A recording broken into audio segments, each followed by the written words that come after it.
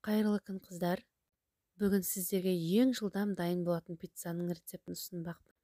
Қамыр илеп, қамыр жайып отырудың еш қажеті жоқ. Бұдан жылдам дайын болатын пиццаны таппайсыз. Ендеше видеоны соңына дейін көріңіздер.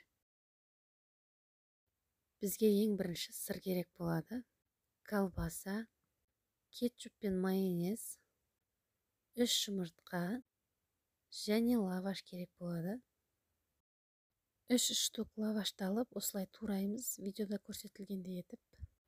Лавашты турап болғаннан кейін сковородкаңыздың астын қыздырып, май құйып қоя беріңіздер.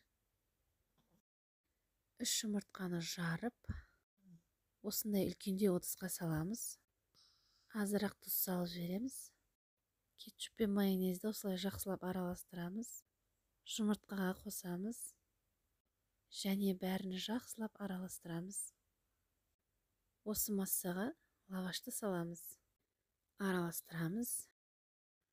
Жаңаға қыздырып дайындап қойған сковородкамызға осылай пиццаның қамырын саламыз. Жақсылап теп-тегіс қылып жайып шығамыз.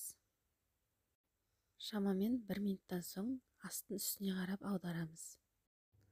Колбаса себеміз және де басқа пиццаға қосатын заттарыңыз болса, соның бәрін дәл қазір себесіз. Осы сәтте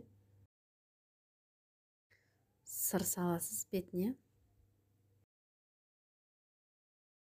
Сковородканың қақпағын шамамен 1 минутқа жауып қоясыз.